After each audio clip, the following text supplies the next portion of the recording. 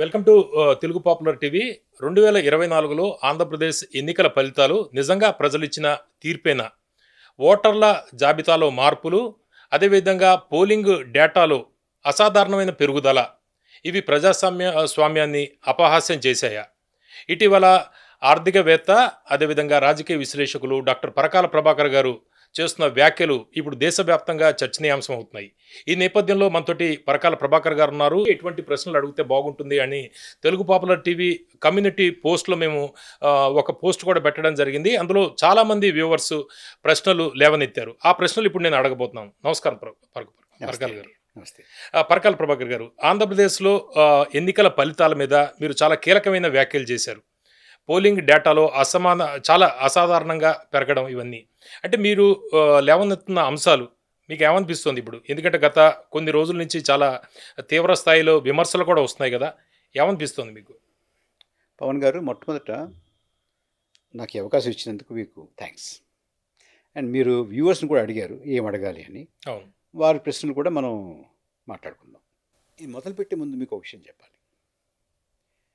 నేను ఆంధ్రప్రదేశ్ అసెంబ్లీ ఎన్నికలు, అంతకుముందు పార్లమెంట్ ఎన్నికల గురించి మనం మాట్లాడుతాం. అవును, అసెంబ్లీ ఎన్నికల్లో అసలు ఏం జరిగింది, ఎలా జరిగింది అనే దాని మీద దృష్టి పెట్టి నేను మొన్న వైర్లో రాసింది, ఆ తర్వాత ఒక ఇంటర్వ్యూలో చెప్పింది, ఆ మెటీరియల్ నాకు సుమారుగా ఒక నెల 15 రోజుల క్రితమే నా దగ్గర సిద్ధమైంది.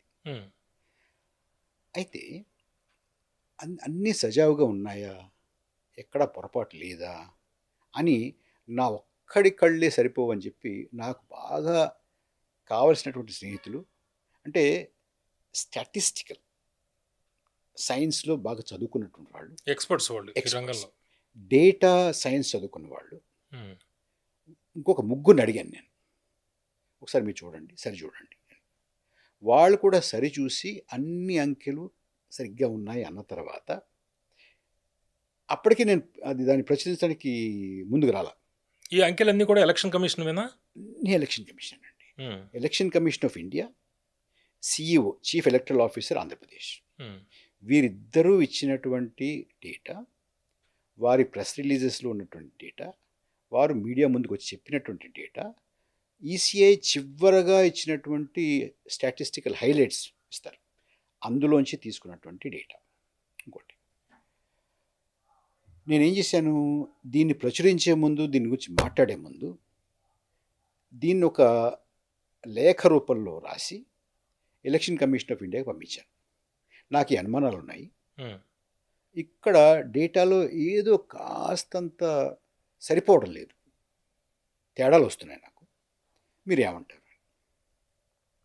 ఇవాళ ఇప్పుడు మనం కూర్చుని మాట్లాడుకుంటున్నాం, ఇది రాసి వాళ్ళకి నెల్లాడు దాటిపోయింది. ఇప్పుడు మనం కూర్చుని మాట్లాడుకుంటున్నాం కదా, ఇప్పటి వరకు వారి నుంచి ఉలుకు కానీ పలుకు కానీ లేదు. మీరు మా ఇంటర్వ్యూ 3 నెలల క్రితమే మీరు చెప్పారు, అప్పటికి ఇప్పటికి ఏంటి మార్పు ఏంటి? అది నేను లోక్సభ గురించి చెప్పాను. Right, okay. లోక్సభ దేశవ్యాప్తంగా జరిగినటువంటి 79 స్థానాల్లో ఆంధ్రప్రదేశ్ పరిస్థితి ఏమిటి చెప్పాను. అసెంబ్లీ చెప్పలే అప్పుడు మీరు. అవును, అసెంబ్లీ మాట్లాడుకోవాలి. అసెంబ్లీ మీద దృష్టి పెట్టిన తర్వాత నాకు అసెంబ్లీ ఆంధ్రప్రదేశ్ మీద, ఒరిస్సా మీద కూడా కొంత అనుమానాలు ఉన్నాయి, మిగతా వాటి మీద కూడా కొంత అనుమానాలు ఉన్నాయి. అప్పుడు రెండు కలిపి జరిగినవి, రెండు. సో రాశాను, అక్కడి నుంచి సమాధానం లేదు. ఆ తర్వాత ఒక 15 రోజులు ఆగిన తర్వాత నేను దీన్ని ఒక వ్యాసం రూపంలో వైర్కి ఇచ్చాను. వారు ఇంకొక వారం రోజులు దాని మీద కసరత్తు చేసి నేను చెప్తుంది సరిగా ఉందా లేదా, ఎందుకంటే వారి ప్రతిష్ట, నా ప్రతిష్ట. ఎందుకంటే మనం ఏది కూడా తొందరగా చెప్పకూడదు. అన్నీ చూసుకున్న తర్వాత, వారు సరి చూసుకున్న తర్వాత వారు దాన్ని ప్రచురించారు. ఆ తర్వాత కరణ్ థాపర్ గారు నన్ను ఇంటర్వ్యూ చేశారు. ఇది ఇంతవరకు జరిగినటువంటిది. ఇప్పుడు నేను మిమ్మల్ని కోరేది ఏమిటంటే, నేను రాసినటువంటిది, మాట్లాడినటువంటిది ఇప్పటివరకు ఈ విషయం మీద, ఈ మొత్తం డేటా లేదు, నేను అందులో నుంచి చెప్పినటువంటి నా కంక్లూషన్స్, నేను నిర్ణయించినవి, ఇందులో ప్రతి అక్షరానికి, ప్రతి పదానికి, ప్రతి వాక్యానికి, నేను ఉటంకించినటువంటి ప్రతి అంకెకి, ప్రతి సంఖ్యకి, ప్రతి డెసిమల్ పాయింట్కి కట్టుబడి ఉన్నాను. హుహు. ఏ రకంగానూ కూడా మార్చాల్సినటువంటి అవసరం లేదు. తిరిగి పదే పదే చూసుకున్న తర్వాత మళ్ళీ మీకు చెప్తున్నాను. మీరు నన్ను ప్రశ్నించడంలో ఏ మాత్రం కూడా కనికరం అవసరం లేదు. ఎంత లోతుగా అడగాలంటే అంత లోతుగాను అడగండి. అవును. ఎక్కడ ఆపి నన్ను మీరు మళ్ళీ క్రాస్ క్వెషన్ చేయాలన్నా కూడా చేయండి. హ్మ్. నేను సిద్ధంగా ఉన్నాను. అయితే హ్మ్. నేను దానికి వివరణ ఇవ్వడానికి మాత్రం టైం ఇవ్వాలి మీరు. ఓకే. ఓకే. నేను ఎందుకంటే ఈ పోస్ట్‌లో చాలామంది వ్యూవర్స్‌ని అడిగాము. వాళ్ళు ఇస్తున్న ప్రశ్నలు నేను ఎందుకంటే నా సొంత ప్రశ్నలు ఫస్ట్ ఎపిసోడ్‌లో మనం అడిగాం కాబట్టి, ఇప్పుడు పబ్లిక్ ప్రశ్నలు నేను చెప్తాను. పోలైన ఓట్లు మరియు లెక్కించిన ఓట్ల మధ్య వ్యత్యాసం ఉందని మీరు అంటున్నారు. ఇది ఎక్కడ స్పష్టంగా కనిపిస్తుంది? ఇప్పుడు పోలైన ఓట్లు, లెక్కించిన ఓట్లు కాసేపు పక్కన పెడదామండి. హ్మ్. అందులో కూడా అంటే ఇప్పుడు ఈవీఎం ఓట్లు ఇన్ని అని తెలుస్తాయి కదా మనకి. హ్మ్. ఈవీఎం ఓటు ఇన్ని 80.66% 80.66% ఓట్లు పోలయ్యాయి ఈవీఎంలో. హ్మ్. ఈవీఎం ఓట్ చెప్పినప్పుడు, పోలింగ్ చెప్పినప్పుడు మీకు పోస్టల్ బ్యాలెట్ చెప్పరు. అవును. పోస్టల్ బ్యాలెట్ లేకుండా ఈవీఎంలో. ఆ తర్వాత ఏం చేస్తారు? కౌంటింగ్‌లో ఈవీఎంలో నుంచి ఎన్ని ఓట్లు ఉన్నాయో లెక్క పెడతారు. సో దాన్ని ఏమంటారంటే ఓట్స్ రికవర్డ్ ఫ్రమ్ ఈవీఎం. హ్మ్. అందులో కూడా అంటే పోలైన ఆ నియోజకవర్గంలోనూ పోలైనటువంటి ఓట్లు లెక్కించినప్పుడు వచ్చినటువంటి ఈవీఎంలోంచి వచ్చినటువంటి ఓట్లలో తేడా ఉంది. అది కాసేపు పక్కన పెడితే హ్మ్. నేను ముఖ్యంగా దృష్టి సారించింది దేని మీద అంటే మీకు 5 గంటల వరకు ఇంత పోలయింది అన్నారు. 68.04. 5 గంటల నుంచి 8 గంటల వరకు ఇంత పోలయింది అని అన్నారు. 68.12. అంటే 0.08% 5 నుంచి 8 గంటల వరకు పెరిగింది. 3 గంటలు. 3 గంటలు. అక్కడి నుంచి ఏమైంది? 8 గంటల నుంచి 11:45 వరకు హ్మ్. 8.38% పెరిగింది. రాత్రిపూట పెరిగింది. పెరిగి ఎక్కడికొచ్చింది? 76.50కొచ్చింది. హ్మ్. 76.50కొచ్చింది. 11:45 నుంచి తెల్లారుజామున 2 గంటల వరకు మన సీఈఓ గారు ఏం చెప్పారంటే 3,500 బూతుల్లో పోలింగ్ జరుగుతుంది. హ్మ్. 3,500 బూతుల్లో 4.16% ఓట్లు పడ్డాయి. ఆఖరి ఓటు తెల్లారుజామున 2 గంటలకు పడింది అన్నారు ఆయన. హుహు. ఇది గుర్తుపెట్టుకోవాలి మీరు. అంటే మనకి మొత్తం 46,382 ఎన్నో బూతులు ఉన్నాయండి. ఒక్కొక్క బూత్‌కి సరాసరి 892 ఓట్లండి. కేవలం ఆంధ్రప్రదేశ్‌లో 14 నియోజకవర్గాల్లో మాత్రమే 7 నియోజకవర్గాల్లో ఇంచుమించుగా 1,007 ఓట్లు. ఇంకొక 7 నియోజకవర్గాల్లో 1,030 ఓట్లు. హ్మ్. అంటే 14 నియోజకవర్గాలు తీసేస్తే మీకు 161 నియోజకవర్గాల్లో 892 ఓట్లు సరాసరి. ఎక్కడైనా 891 నుంచి 892 నుంచి 91 అనుకోండి. ఇంకో నియోజకవర్గంలో 892 నుంచి 93 ఇవ్వాలి కదా! అవును. ఇంకో 10 తగ్గితే అక్కడ 10 పెరగాలి కదా! అడ్జస్ట్ 100 యావరేజ్ అంటే అదే కదా! అంతే కదా! సో మీరు ఇవి ముందు గమనంలో పెట్టుకోండి. పెట్టుకుంటే ఏమవుతుంది మీకు 5 గంటల వరకు 68.04. అక్కడి నుంచి 8 గంటల వరకు ఇంకొక 0.08 పెరిగింది. అవును.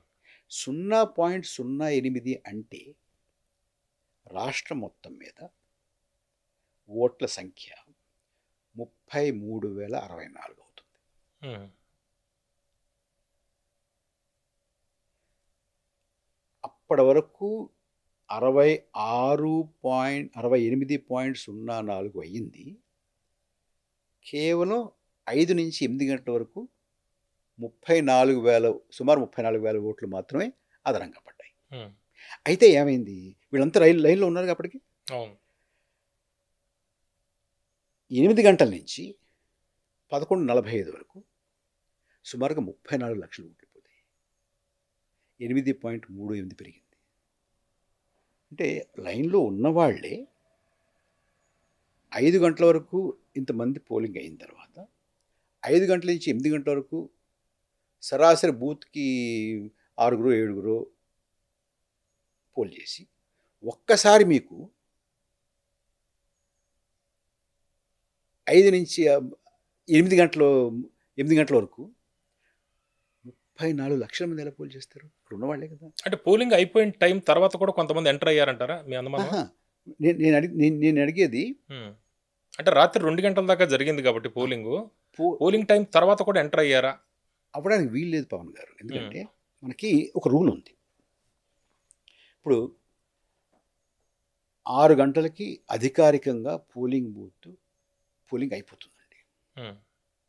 కొన్ని చోట్ల 5 గంటలకి, 3 నియోజకవర్గాల్లో 4 గంటలకి, 4 గంటలకి, ఇంకో 3 నియోజకవర్గాల్లో 5 గంటలకి. అది ఏజెన్సీ ఏరియాలో బాగా దూరంగా ఉంటాయి, చీకటి పడిపోతుంది.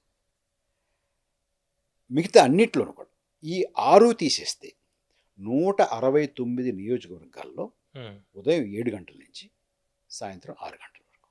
కానీ 6 గంటల కల్లా క్యూలో వచ్చి నిలబడినటువంటి వారు, ఆ ప్రాంగణంలో ఉన్నటువంటి వారు, వారికి ఎంత ఆలస్యమైనా కూడా ఓటు వేసే అధికారం, హక్కు ఉంది. కానీ కొన్ని షరతులు ఉన్నాయి.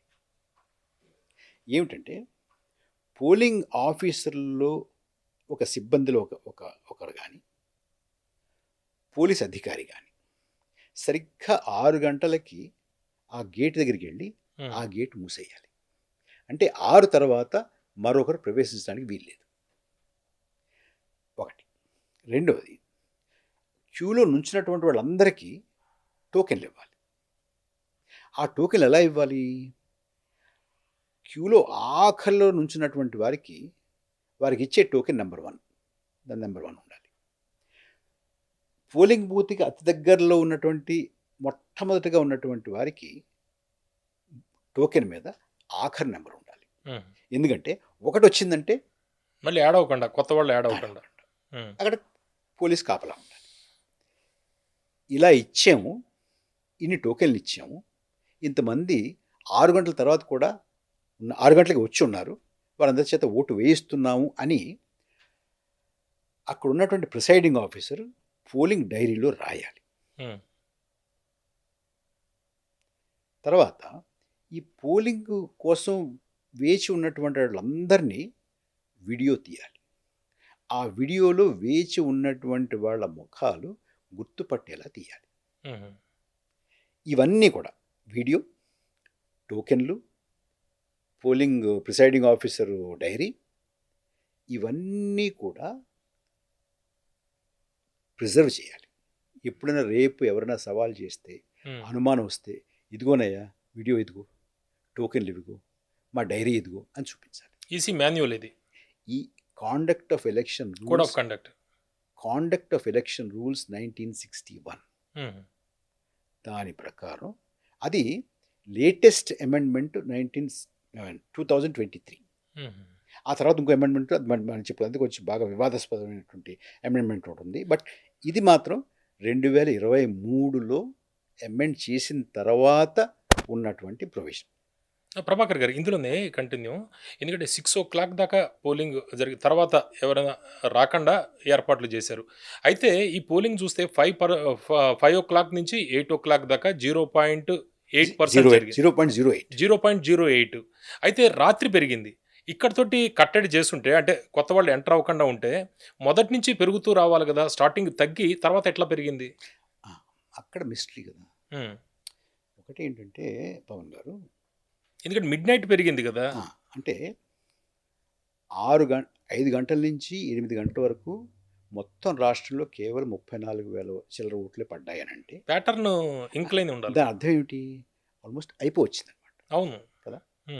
అయిపోవస్తూ మీరు ఒక బూత్కు తీసుకొస్తే దాన్ని కేవలం 5 గంటల నుంచి 8 గంటల వరకు 7 ఓట్లే పడ్డాయి. అవును, అలా కూర్చున్నారనమాట.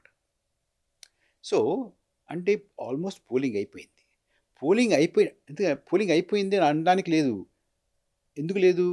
6 లోపల గంటల ఉండి ఉండొచ్చు. 6 గంటలు లోపల ఉన్నారు అనుకుందాం కాసేపు. ఉమ్, ఉంటే కనీసం 6 గంటల నుంచి 6 గంటల తర్వాత ఎవరు రావడానికి లేదుగా. అవును.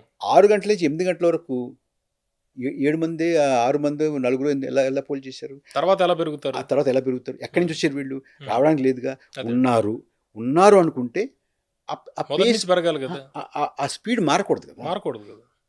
అదే. ఇంకా పెరగాలి, కొంచెం తగ్గినా పర్వాలేదు అని. నీకు అప్పటి వరకు ఒక బూత్లో అప్పటి వరకు 606 ఓట్లు పోలయ్యి, ఉమ్, మీకు మీకు బూత్ కనుక తీసుకొస్తే దీన్ని ఈ ఫిగర్ని, మీకు 7 గంటల నుంచి సాయంత్రం 5 గంటల వరకు 606 ఓట్లు పోలయ్యాయండి. ఉమ్, 5 నుంచి 8 వరకు 7 ఓట్లు పోలయ్యాయండి. ఎలా సాధ్యమైంది? తర్వాత 9% దాకా పెరిగింది. తర్వాత 8.38%. 8.38. ఆ తర్వాత మళ్ళీ 4.1% పోలయ్యింది. ఉమ్, ఇది కొన్నిట్లో 3500 బూతుల్లో. ఉమ్, రాత్రి 11:45 నుంచి తెల్లవారుజాము 2 గంటల వరకు పోయింది అన్నారు. నైట్ వేసిన వాళ్ళు 6 గంటలకు లేరా ఇక్కడ? 6 గంటల లోపు లేరా? ఇంకోటి అంటే ఈ 6 గంటల తర్వాత ఎంటర్ అవ్వడానికి లేదు కదా. లేదు కదా. అంటే దాని అర్థం ఏమిటి? ఇంకొకటి కూడా మీరు చూడండి ఇక్కడ. 6 గంటలకి వచ్చినటువంటి వారు లాస్ట్ మనిషి ఒక బూత్లో ఎక్కడో ఒక చోట 6 గంటలకు వచ్చాడు. అది 6:01 కూడా రావడానికి లేదు. 5:59 కన్నా రావాలి, లేదా 6 గంటలకన్నా రావాలి. 6 గంటలకు వచ్చినటువంటి వారు ఆఖరిలో 2 గంటలకి లాస్ట్ ఓటు వేశారనంటే దాని అర్థం ఏమిటి? 6 నుంచి 6 గంటలు 2 వరకు, అంటే 8 గంటలు. ఆ రాత్రి 6 గంటల నుంచి తెల్లవారుజాము 2 గంటల వరకు కనీసం ఒక మనిషి అన్న ఎక్కడో ఒక బూత్ దగ్గర 8 గంటలు వెయిట్ చేశారు. డాక్టర్ పరకాల గారు, ఇప్పుడు డేటా అప్డేట్ అనేది ఆలస్యం అవడం అనేది సహజమని ఎలక్షన్ కమిషన్ చెప్తుంది. ఎలక్షన్ కమిషన్ చెప్పట్లేదు, ఇంతవరకు చెప్పలేదా? లేదు. అంటే ఈ పరకాలకి ఏమీ తెలియదు. 5 గంటలకి పోలింగు అని అంటే అది 3 గంటలతో 2 గంటలతో డేటా అయ్యి ఉంటుంది అని కొంతమంది అంటున్నారు. అంటే మనకి ఎలా ఉందంటే పవన్ గారు, కొంతమంది ఎలక్షన్ కమిషన్కి స్వయం ప్రకటిత అధికార ప్రతినిధులు, వాళ్ళు మాట్లాడరు. వారి తరపున వీళ్ళు వకాలత పుచ్చుకుని మాట్లాడుతుంటారు. అయినా కూడా దాన్ని కూడా లెక్కలోకి తీసుకుందాం కాసి. చెప్పండి. ఆలస్యంగా చేసింది 4 రోజుల తర్వాత కదా పూర్తి ఫైనల్ ఫిగర్ రావడం. ఒకటి మీకు ఎలా అంటే, మీరు ఒకసారి ఏపీ సిఇఓ ప్రకటనలు, ఆయన ప్రెస్ కాన్ఫరెన్స్, ఈసీఐ విడుదల చేసినటువంటి ప్రకటనలు ఒకసారి చూద్దాం. 5 గంటలకి చెప్తున్నాము, అది 2 గంటలతో 3 గంటలతో అనడానికి అక్కడ అవకాశం లేదు. ఎందుకంటే యాజ్ ఆఫ్ 5 o'clock 5 గంటల వరకు జరిగినటువంటి పోలింగ్ అన్నారు తప్ప 5 గంటలకు మాకు ఉన్నటువంటి సమాచారం అనలా. ఒకటి. రెండోది, మీకు ఎవ్రీ 2 hours ప్రతి 2 గంటలకి ప్రకటన ఉంటుందండి. 7 గంటల నుంచి 9 గంటల వరకు అయ్యే పోలింగు ప్రకటించాలి, 9 నుంచి 11 ప్రకటించాలి, 11 నుంచి 1 గంట వరకు ప్రకటించాలి, 1 గంట నుంచి 3 వరకు ప్రకటించాలి, 3 నుంచి 5 వరకు ప్రకటించాలి. ఆ తర్వాత ఈసీఐ ప్రకటిస్తుంది అని సీఈఓ గారు చెప్పారు మనకి. ఆయన ఆ వేళ వారి ప్రెస్ కాన్ఫరెన్స్ క్లిప్పింగ్ నా దగ్గర ఉంది, మీకు కూడా దొరుకుతుంది, మీరు కూడా చూపించవచ్చు. మీకు 7 గంటల నుంచి 9 గంటల వరకు ఎంత పోల్ అయ్యింది అనేది 9 గంటలకు చెప్పలేదండి, 10 గంటలకు చెప్పారు. 9 నుంచి 11 గంటల వరకు ఎంత పోల్ అయింది అనేది 11 గంటలకు చెప్పలా, 12 గంటలకు చెప్పారు. 11 నుంచి 1 గంట వరకు ఎంత పోల్ అయింది అనేది 1 గంటకి చెప్పలా, 2 గంటలకు చెప్పారు. 1 గంట నుంచి 3 గంటల వరకు ఎంత పోల్ అయింది అనేది 3 గంటలకు చెప్పలా, 4 గంటలకు చెప్పారు. 3 గంటల నుంచి 5 గంటల వరకు ఎంత పోల్ అయింది అంటే, అలాగే 7 నుంచి 5 గంటలకు ఎంత పోల్ అయింది అనేది 5 గంటలకు చెప్పలా, 6 గంటలకు చెప్పారు. 1 hour గ్యాప్. సో 1 hour గ్యాప్లో వారికి ఎక్కడెక్కడి నుంచి సమాచారం రావాలో, ఎందుకంటే బాగా ఏజెన్సీ ఏరియాల దాకా అనుకున్నామే, ఆ 6 నియోజకవర్గాల్లో 4 గంటలకు కానీ 5 గంటలకు కానీ పోలింగ్ అయిపోయింది. అంచేత వారికి సరిపడా సమయం ఉంది. ఒకటి. రెండోది పవన్ గారు, మనం డిజిటల్ ఇండియాలో ఉన్నాం, న్యూ ఇండియాలో ఉన్నాం. మీరు చిన్నవాళ్ళు అనుకోండి, నా చిన్నప్పుడు మా నాన్నగారి నియోజకవర్గంలో ఒక చోట ప్రచారం చేయాలంటే వెళ్ళి అక్కడే 2 రోజులు ఉండాల్సి వచ్చేది ఒక ప్రాంతంలో. ఎందుకంటే బ్యాలెట్ కదా అప్పుడు. ప్రచారానికి కూడా. ఎందుకంటే ప్రచారం. రోడ్డు సదుపాయాలు సరిగ్గా ఉండేవి కాదు. అవును. ఆ తర్వాత బ్యాలెట్ కూడా అటువంటి చోట్లకి కొన్ని బీహార్‌లోను, వరదలు వచ్చే ప్రాంతాల్లోను, అస్సాంలోను, బ్రహ్మపుత్ర వరదల్లోను పత్రికల్లో వాటిలో రెగ్యులర్ ఇవే కనిపిస్తుండేది. నీళ్ళలోంచి ఈ తీసుకొస్తున్నారు. నెత్తి మీద బ్యాలెట్ బాక్సులు పెట్టుకుని మెడ లోతు నీళ్ళల్లో నడుచుకుంటూ వెళ్ళి బ్యాలెట్ అవును. ఓటింగ్ కండక్ట్ చేసి మళ్ళీ అలా వచ్చేవాళ్ళు టైం పెట్టి. ఆ రోజుల్లో కూడా పవన్ గారు పోలింగ్ అయిపోయిన మర్నాడు మధ్యాహ్నానికల్లా ఫైనల్ ఫిగర్ చెప్పేవాళ్ళు. ఓకే. అంత దూర భారాలకు వచ్చి కూడా. ఇవాళ మీకు ఎలక్ట్రానిక్ ఓటింగ్ మెషిన్లో మీరు 19 ఓటర్ అనుకోండి, మీరు నొక్కి వెళ్తే 19 ఉంటుంది. నేను 20గా వచ్చి నేను నొక్కితే 20 వచ్చేస్తుంది అక్కడ. తర్వాత ఎవ్రీ 2 hours VTR యాప్ ఉంది, voter turnout app. Voter turnout యాప్లో మీకు ప్రిసైడింగ్ ఆఫీసరో లేకపోతే ఒక పోలింగ్ సిబ్బందో ఎప్పటికప్పుడు దాన్ని అప్లోడ్ చేస్తుంటారు. ఈవీఎం నుంచి కాదు, దాని మీద వారి ఫోన్లో వాళ్ళ యాప్లో. ఇది చాలా గర్వంగా ఈసీఐ మేము 2 గంటలకు ఒకసారి ఎంత జరిగిందో రియల్ టైంలో చెప్తున్నామని కూడా చెప్పారు మనకి. ఓకే. సో రియల్ టైంలో డేటా ఉన్నా కూడా 1 గంట సమయం తీసుకుని సిఈఓ కానీ ఈసీఐ కానీ చెప్పినప్పుడు 5 గంటల వరకు జరిగింది అని 6 గంటలు చెప్తే 5 గంటల వరకు జరిగింది. ఓకే. కాసేపు 5 గంటలకి ఇచ్చినటువంటి 5 గంటలు అన్న ఫిగరు అది కూడా ఏ 2 గంటలతో 3 గంటలతో అనుకుందాం. కాసేపు అనుకుంటే వాదం కోసం జరగలేదు అలాగా, బట్ వాదం కోసం అంటే వాళ్ళు కొంతమంది అంటున్నారు అన్నమాట.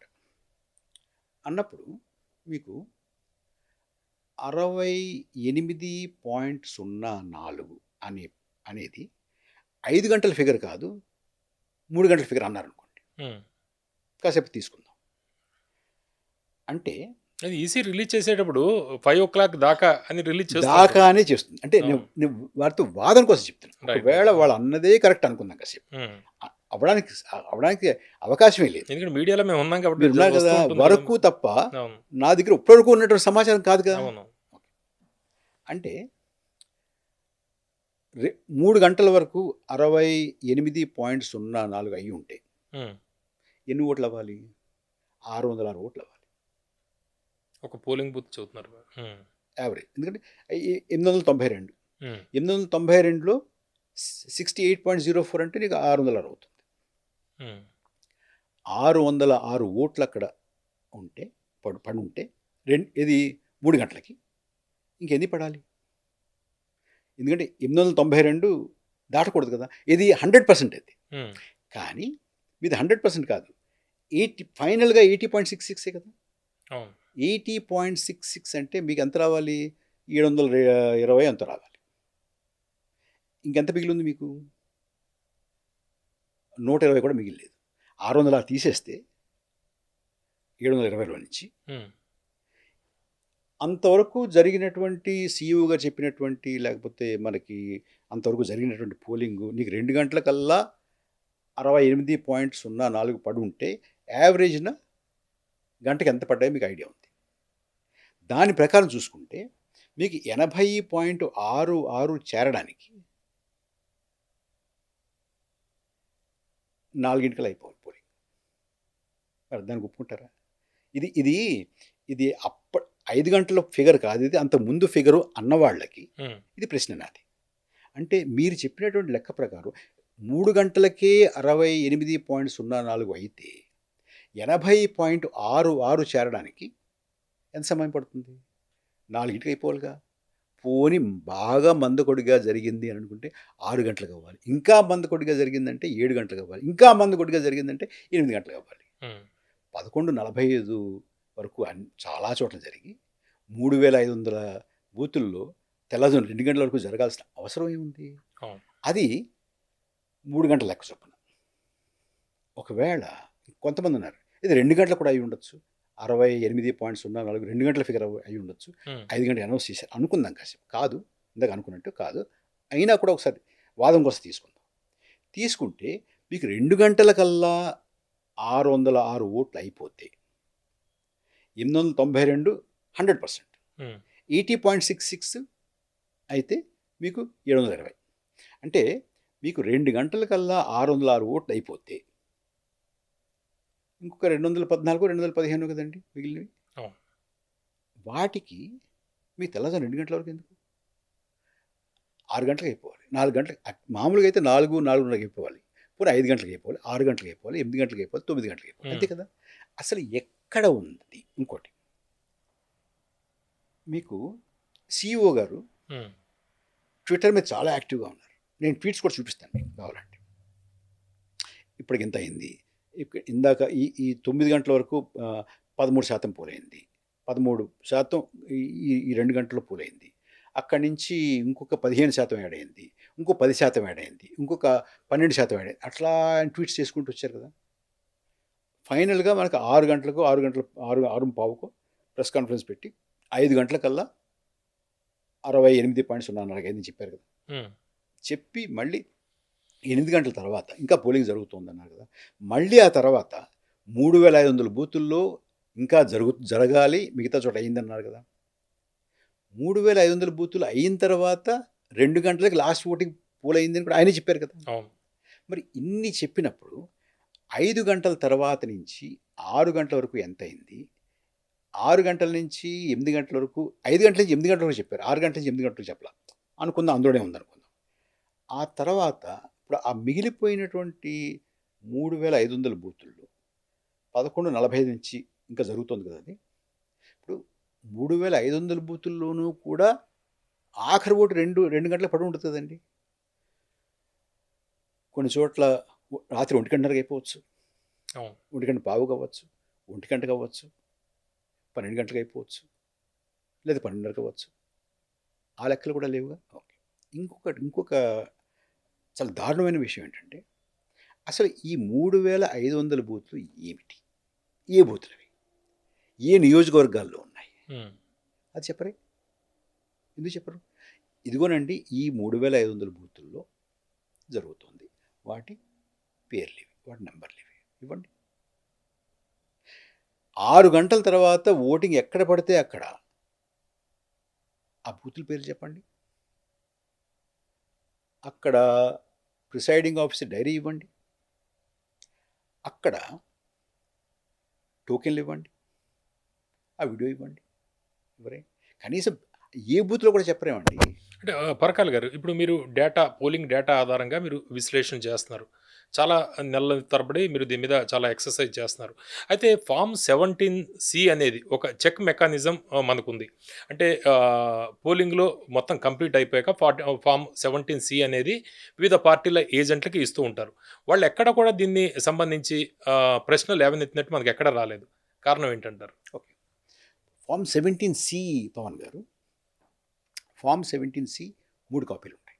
ఉమ్, ఒక కాపీ మీరున్నట్టు పోలింగ్ ఏజెంట్లకి ఇస్తారు, ఒక కాపీ స్ట్రాంగ్ రూమ్లో పెడతారు, ఉమ్, 3వ కాపీ రిటర్నింగ్ ఆఫీసర్ దగ్గర ఉంటుంది. 2024 వరకు కూడా ఫామ్ 17C పలానా నియోజకవర్గంలో పలానా బూత్లో ఏంటి అని అడిగితే మీకు ఇచ్చేవారు, నాకు ఇచ్చేవారు. ఉమ్. ఇప్పుడు ఆపేశారు. ఎందుకు ఆపారు? మొన్న ఎన్నికలు ఆపేశారు అది. ఈ ఎన్నికల్లో ఇవ్వలేదు, మన జరిగిన ఎన్నికల్లో ఇవ్వలేదు. అంతకుముందు ఇచ్చారుగా, అంతకుముందు పబ్లిక్ డాక్యుమెంట్. ఇప్పుడు ఫామ్ 20 అంటే మీరు కౌంటింగ్ అయిపోయిన తర్వాత ఇదిగో ఈ బూత్లో ఇన్ని పడ్డాయి ఓట్లు, ఇన్ని లెక్క పెట్టామని ఇస్తున్నారు కదా. ఇన్ని లెక్క పెట్టామని ఇస్తున్నప్పుడు పోలింగ్ అయిపోయే సమయానికి ఇన్ని ఓట్లు పడ్డాయి అనేటువంటి ఫామ్ 17C ఎందుకు ఇవ్వరు? మీకు ఇస్తారు 20, నాకు ఇస్తారు 20. 17C మీకు ఎవరు, నాకు ఎవరు అంటే నా ప్రశ్న ఏమిటంటే, కొంతమంది అనొచ్చు రాజకీయ పార్టీల దగ్గర ఉన్నాయి కదా అనొచ్చు. రాజకీయ పార్టీలు బయట పట్టుకునండి, ఒకటి. రెండోది ఏమండి, ఈ దేశంలో ఎలక్షన్లు ఎలా జరుగుతున్నాయి, సజావుగా జరుగుతున్నాయా లేదా, పోలింగ్ బూత్లో వారు చెప్పినంత పడిందా లేదా అనేది తెలుసుకోవాలంటే పవన్ గారు, పరకాల ప్రభాకరు క్యాండిడేట్లు అవ్వాలా, రాజకీయ పార్టీలు అవ్వాలా? రాజకీయ పార్టీను అభ్యర్థి కాకపోతే పౌరుడిగా మీకు నాకు ఆ అవకాశం లేదా? ఇది ఏం న్యాయం? ఇది న్యాయమా? ఇప్పటికీ ఛాలెంజ్ చేస్తున్నాం కదా, ఇప్పటికీ అడుగుతున్నాను. రాజకీయ పార్టీలు ఇదిగో మా దగ్గర ఉన్న 17C ఇవ్వుగో అనండి. ఒకవేళ దానికి దీనికి సరిపోతే వదిలేద్దాం. నేను ప్రశ్నలు లేవదీస్తున్నాను. అంటే ఈ ప్రశ్నలు పార్టీ వైఎస్ఆర్సీపీ ఎక్కడ లేవనెత్తలేదు ప్రధానంగా. ఇప్పుడు కూటమి అధికారంలోకి వచ్చింది. టీడీపీ, బీజేపీ, జనసేన అధికారంలోకి ఉంది. అయితే ఎక్కడ పార్టీలు ఏ పార్టీ కూడా పెద్దగా ప్రశ్నించినట్టు కనిపించట్లేదు. మీకేంటి ఇంత ఇంట్రెస్ట్? ఓకే, మీరు ఏమనుకోనంటే నేను ఒక సామ్యం చెప్తాను. నేను ఇప్పుడు ఈ అబ్బాయి ఉన్నాడండి. నేను అడుగుతుంది పోస్ట్లో చాలా మంది ప్రశ్నలు పెట్టారు. ఆ ప్రశ్న లేదు, నేను ఇందాక చెప్పాను మీకు, మీరు ఏవైనా అడగండి, ఎక్కడ కనికరం లేకుండా అడగండి, కఠినంగా అడగండి. నేను రాసినటువంటి మాట్లాడినటువంటి ప్రతి అంకెని ప్రతి సంఖ్యని ఛాలెంజ్ చేయండి. ఎక్కడ మీరు జనరస్గా ఉండాల్సిన అవసరం లేదు పవన్ గారు. ఎందుకంటే నేను ఇందాక చెప్పాను చూడండి, నేను రాసినటువంటి ప్రతి మాట ప్రతి వాక్యం, నేను ఇచ్చినటువంటి ప్రతి అంకె ప్రతి సంఖ్య ప్రతి డెసిమల్ పాయింట్కి నేను కట్టుకున్నాను. I'm prepared to be challenged, question, I answer. Okay, ఇప్పుడు ఈ అబ్బాయి ఉన్నాడండి. ఈ అబ్బాయిని నేను కొట్టడం మీరు చూశారు, వాడికి దెబ్బ ఉంది. ఇప్పుడు మీరేమంటారు, వాడు కుయ్యో మనలేదంటారు. అంటే కుయ్యో అన్నా అనకపోయినా కొట్టేవు, వాడికి గాయం ఉంది. ఇప్పుడు నేనేమంటున్నాను, 491 ఓట్లు 135 నిమిషాల్లో ఒక బూత్లో ఎలా పడడం సాధ్యం? ఇంకోటి ఉంది ఇక్కడ, ఇంకోటి నేను లేపినటువంటి అంశాన్ని మళ్ళీ ఒకసారి చెప్తాను మీకు. ఎందుకంటే మీ వ్యూవర్కి కూడా అసలు నేను ఎందుకు ఈ అంశాన్ని లేవనెత్తి అనేది తెలియాలి. ఏమండి, 11:45 నుంచి పవన్ గారు 2 గంటల వరకు 3500 బూతుల్లో 4 అంటే మొత్తం రాష్ట్రంలో ఉన్నటువంటి మొత్తం ఓటర్లలో 4.16% పోలైంది. అంటే 3500 బూతుల్లో సుమారు 17,19,000 చిల్లర ఓట్లు పోలయ్యాయి. అంటే 3500 బూత్లో ఒక్కొక్క బూత్లో సర్దాలంటే సరాసరి 491 ఓట్లు పడ్డాయి. 491 ఓట్లు ఎంత సమయంలో పడ్డాయి? 2 గంటల 15 నిమిషాల్లో పడ్డాయి. 2 గంటల 15 నిమిషాలు అంటే ఎంత? 135 నిమిషాలు. 135 నిమిషాలలో 491 ఓట్లు పడ్డాయంటే ఎంత? అంటే నిమిషానికి 3 ఓట్లు పడ్డాయి. 3.6 అనుకుంటే 3 అనుకుందాం. 3 ఓట్లు పడ్డం అంటే 20 సెకండ్లకి ఒక ఓటు పడింది. 20 సెకండ్లకి ఒక ఓటు పడ్డం కాదు, 20 సెకండ్లకి ఓటరు ఓటేశాడు. ఓకే, ఒక్కసారి మీరు ఒక పోలింగ్ స్టేషన్లో మీరు ఒక ఈగలాగా గోడ మీద ఉన్నారనుకుందాం. అది నేనున్నా, మిమ్మల్ని ఈగ చేయడం నేనే అవుతాను. ఒక మనిషి పోలింగ్ బూత్లోకి వచ్చారండి. వచ్చిన తర్వాత నా ఓటర్ నెంబర్ ఎంతండి అంటే అక్కడ ఉన్నటువంటి ఏజెంట్ అంతా చూస్తారు. చూసి అవునండి అంటే టిక్ పెట్టుకుంటారు. అక్కడి నుంచి పోలింగ్ సిబ్బంది దగ్గరికి వెళ్తాడు.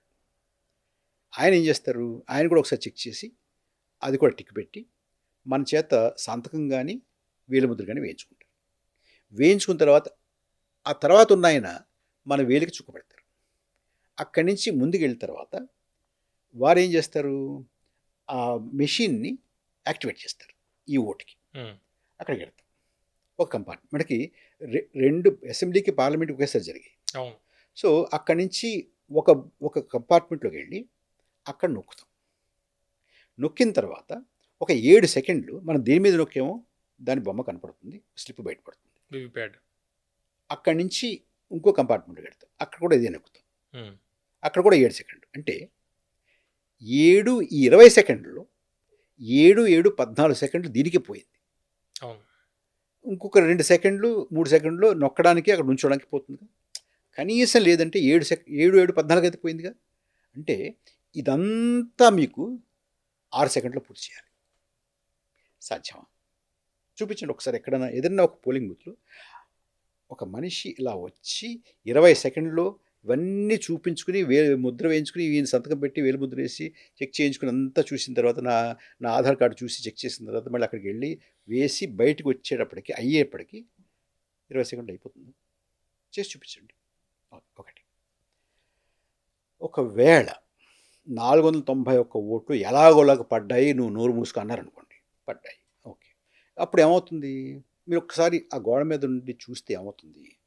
మీకు 5 గంటల వరకు ఆ బూత్లో సరాసరిన 606 ఓట్లు పడ్డాయి. ఆ తర్వాత 3 గంటల్లో కేవలం 7 ఓట్లే పడ్డాయి. సాధ్యమా? ఒకటి. ఆ తర్వాత ఏమైంది? ఆ తర్వాత 8 గంటల నుంచి 11:45 వరకు ఇంకో కొన్ని ఓట్లు పడ్డాయి. 70 ఓట్లు ఎంత పడ్డాయి. ఇంకెంత మిగిలింది మీకు? ఇక మీరు ఏమనుకున్నా కూడా 80.66 రీచ్ అవ్వాలంటే అక్కడ ఇంకో 37 ఓట్లకు మాత్రమే చోటు ఉంది. అంతేగా? కానీ ఎన్ని ఓట్లు పడ్డాయి?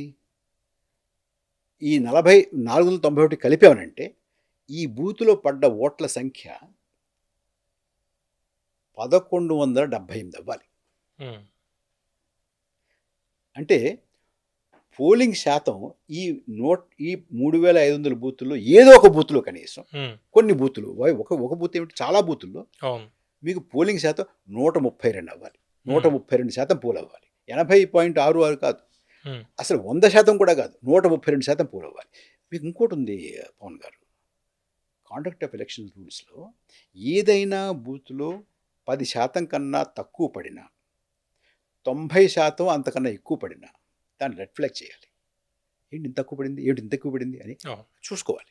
పొద్దున్న ఆ మర్నాడు ఈ రిటర్నింగ్ ఆఫీసర్లు, పోల్ సెంట్రల్ అబ్జర్వర్స్ ఉంటారు, వాళ్ళంతా కూర్చుని ఎక్కడెక్కడ ఎలా పడింది, ఎంత పడింది, ఇందులో ఏమన్నా గొడవ జరిగిందా, ఏమిటి, ఇక్కడ ఏమన్నా మోసం జరిగిందా, తారుమారు జరిగిందా, అక్కడ మళ్ళీ రీపోలింగ్ చేయాలా, ఏమిటి అని రాజకీయ పార్టీలను కూడా పిలిచి ఆ మీటింగ్లో వాళ్ళు దాన్ని ఖరారు చేయాలి. డాక్టర్ పరకాల్ గారు, అంటే ఓవరాల్గా మీరు చెప్తున్న దాని ప్రకారం కూటమి అధికారంలోకి రావడానికి కారణం ఇటువంటి ఈ తారుమారు జరగడమే అంటారా మీరు? ఏమిటి, నేను మీరు నెగ్గరు, ఆయన నెగ్గేవారు, అయితే నేను నెగ్గేవారు అంటలా. నాకు కావాల్సింది ఏమిటి అంటే మీరు చెప్తున్న డేటా ఆధారంగా చూస్తే అలాగే కనిపిస్తుంది కదా? కనిపిస్తుంది, మీరు చూడండి అది. అయితే ఒకటి మాత్రం, ఇప్పుడు మీకు సుమారుగా ఈ లెక్క ప్రకారం చూసుకుంటే పవన్ గారు దగ్గర 51 లక్షల ఓట్లు అదనంగా పడ్డాయి. ఈ లెక్క ప్రకారం అనుకున్న దానికన్నా, పడాల్సిన దానికన్నా తారుమారుగా 51 లక్షల ఓట్లు పడ్డాయి. అది మనం 175 నియోజకవర్గాల్లో సమానంగా పంచితే సుమారుగా ఒక్కొక్క నియోజకవర్గానికి 29,000 ఓట్లు తేడా వస్తుంది, ఎక్కువ పడ్డాయి. అంచేత ఏదైనా నియోజకవర్గంలో ఎవరైనా ఒక అభ్యర్థి, అది ఏ పార్టీ అయినా కావచ్చు, ఎవరైనా ఒక అభ్యర్థి 29,000 ఓట్ల కన్నా తక్కువ మెజార్టీతో గెలిస్తే ఆ గెలుపు నా దృష్టిలో అనుమానాస్పదం.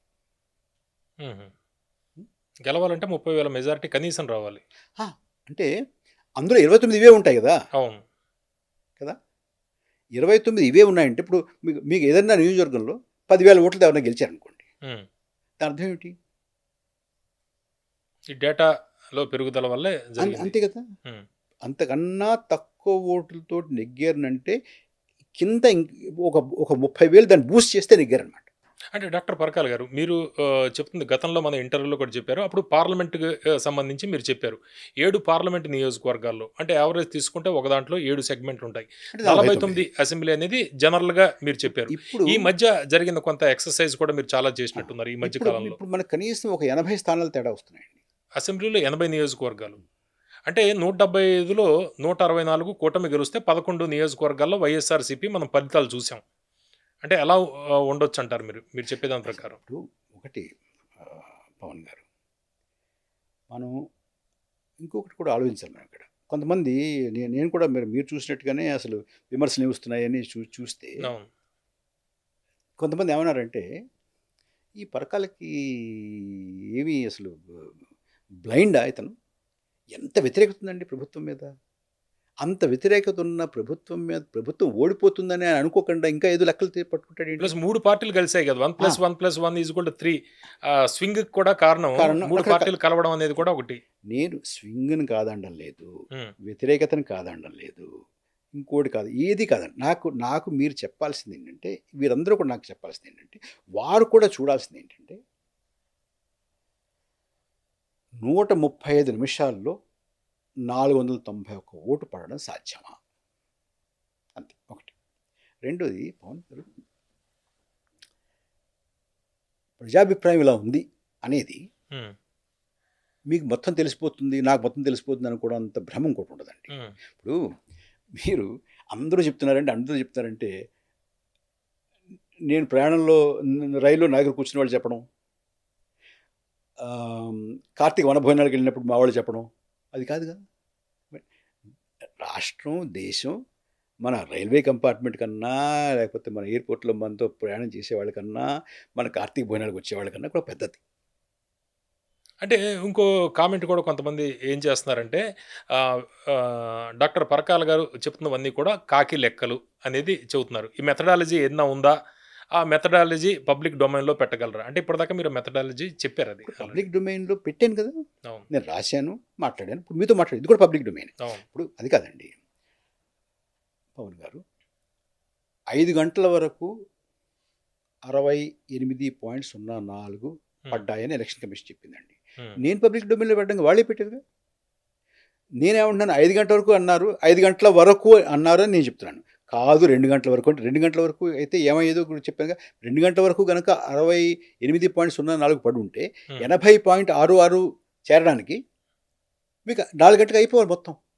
Why till 8, why till 11:45, why till 2 o'clock in the morning? ఎందుకు? ఏం చేశారు మీరు అక్కడ కదా? ఒకటి.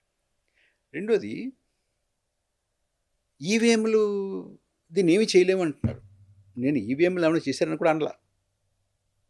తర్వాత ఇంకొక మాట కూడా నేను విన్నానండి. ఈ 51 లక్షల ఓట్లు కూటమికి పడ్డాయని గ్యారంటీ ఏమిటి? ఉమ్, నేను వాళ్ళ కూటమికి పడ్డాయని అన్నానా? అనలేదు. ఎవరికి పడ్డాయో తెలియదు, ఎందుకు పడ్డాయి అంటున్నాను. ఎలా పడ్డాయి అది ఫలితాలు సాధ్యమా? కూటమికి అనుకూలంగా వచ్చాయి కాబట్టి అది మీ వేరు, అనుమానం. అది వేరు, ఉమ్, అది అది అది అది కంప్లీట్గా వేరే విషయం కదా. ఉమ్. దానివల్ల ఇప్పుడు మీరు చెప్తుంది క్లియర్గా 29,000 మెజారిటీ దాటి వస్తేనే ఆ ఎమ్మెల్యే గెలిచినట్టు మీ లెక్కల ప్రకారం. అంటే 29,000 ఈ ప్లస్ అదనంగా పడినటువంటివి తీసేయాలంటారు. నియోజకవర్గానికి సర్దితే యావరేజ్. యావరేజ్, అవును. కొన్ని చోట్ల 5 కావచ్చు, 5,000 కావచ్చు. ఉమ్, 5,000 అయితే ఏమవుతుంది? ఇంకో చోట రైట్. 29 + 5 రావాలిగా, 34 అవ్వాలి కదా. ఉమ్. యావరేజ్ అంతే కదండి. అంచేత అంటే మీరు అందులో చెప్తున్న దాని ప్రకారం 80 సీట్ల కన్నా ఎక్కువ ఉండొచ్చు. 80 సీట్, కనీసం 80 సీట్లు. రైట్, ఇప్పుడు ఓకే. పార్లమెంట్ కూడా కనీసం 7 సీట్లు అనగా 7 సీట్లు అనలా, 7 పార్లమెంట్, అవును. 7 లోక్సభ సీట్లలో కానీ కనీసం ఉమ్, 80 కనీసం అసెంబ్లీ స్థానాల్లో కానీ ఉమ్. ఫలితాలు తారుమారు అయ్యేటటువంటి అవకాశాలు కనబడుతున్నాయి. అంటే మీరు చెప్పే దాని ప్రకారం జగన్మోహన్ రెడ్డి గారు మళ్ళీ సీఎం అయ్యే అవకాశం ఉంది. అది ఇప్పుడు అంటే లెక్క ప్రకారం చూస్తే, అంటే ప్రాక్టికల్ లెక్క ప్రకారం మీరు చేసుకోండి. నేను ఉమ్. చెప్తున్నానంటే నేను అందులోకి వెళ్ళట్లేదు. నేను ఇప్పుడు ఉమ్. ఇంతవరకు చెప్పింది ఒకటే చూడండి. మీకు క్లారిటీ ఎప్పుడు వస్తుందంటే, ఉమ్, ఈ మొత్తం నేను చెప్పిన దాంట్లోకి మీరు విజేతల్ని పరాజితుల్ని తీసుకురాకుండా ఉంటే ఉమ్, మీకు క్లారిటీ ఉంటుంది. విజేతల్ని పరాజితుల్ని పట్టుకొచ్చారనుకోండి, అరే ఎక్స్ నెగ్గారు కాబట్టి మీరు ఇలా అంటున్నారు, వై నెగ్గితే ఇలా అనేవారా, అలాంటి ప్రశ్నలు వస్తాయి. అది వదిలేద్దాం, అన్నీ వదిలేద్దామండి. ఏమండి, రేపు పవన్ అనే నా స్నేహితుడు, మంచి జర్నలిస్టు నెగ్గినా కూడా ఇలా నెగ్గితే ఊరుకోనండి. ఓకే, ఒకటి. స్పెసిఫిక్గా మీ ఇష్యూ ఆ డేటాలో జరిగిన తేడాలు. ఎస్, అది అది అది ఉమ్. ఎలక్షన్ కమిషన్ అడిగాను, చెప్పట్లేదు వాళ్ళు. మీరు అడిగారా? అడిగారు, నేను ముందే అన్నాను కదండి. ఉమ్. నేను ఇది మొత్తం స్టడీ చేసిన కంప్లైంట్ తర్వాత లాంటిది ఇచ్చారా మీరు? పవన్ గారు ఒక్కసారి మళ్ళీ వెనక్కి వెళ్ళి చూడండి. మొట్టమొదట అదే మాట్లాడాను నేను. ఆ, ఓపెనింగ్లో ఏం చెప్పానంటే, నా దగ్గరికి మొత్తం డేటాని నేను కలెక్ట్ చేసుకున్న తర్వాత పవన్ గారు, ఇది నా దగ్గరికి కనీసం 15 రోజుల క్రితం వచ్చింది. ఉమ్, నేను కలెక్ట్ చేసి పెట్టుకున్నది ఈ మొత్తం. ఇది ఇంకో 3 ఫ్రెండ్స్కి కూడా చూపించి, ఇందులో ఏమైనా తప్పులు ఉన్నాయా, నా కంక్లూషన్స్ కరెక్టా కాదా, నా డేటా కరెక్టా కాదా అనేది కూడా వాళ్ళతో కూడా చెక్ చేసుకున్న తర్వాత, అంటే ఉమ్, నా 2 కళ్ళే కాకుండా ఇంకొక 6 కళ్ళు చూసిన తర్వాత ఉమ్, ఇది కరెక్ట్గానే ఉంది అని తేల్చుకున్న తర్వాత అవును. ఇది ఒక లేఖ రూపంలో నేను ఎలక్షన్ కమిషన్ ఆఫ్ ఇండియాకి రాసిన తర్వాత ఉమ్, ఇవాల్టి వరకు వారి నుంచి సమాధానం లేకపోతే ఉమ్, ఒక 15 రోజులు అప్పటికి నేను వెయిట్ చేసి దీన్ని ఒక వ్యాస రూపంలో వైర్లో ప్రచురించిన తర్వాత నేను మాట్లాడుతున్నాను. ఉమ్, ఇది చెప్పాను సార్ మీతోటి. అవును. ఓకే, అయిందా?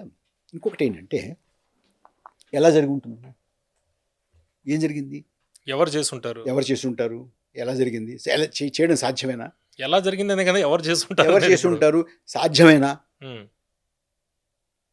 నాకు తెలియదు. ఎవరు చేసి ఉంటారో తెలియదు, ఎలా చేసి ఉంటారో తెలియదు. ఉమ్. ఎవరు కనిపెట్టాలి ఇప్పుడు అది? ఇప్పుడు అది కదండి, ఒక ఉదాహరణ చెప్తాను మీకు.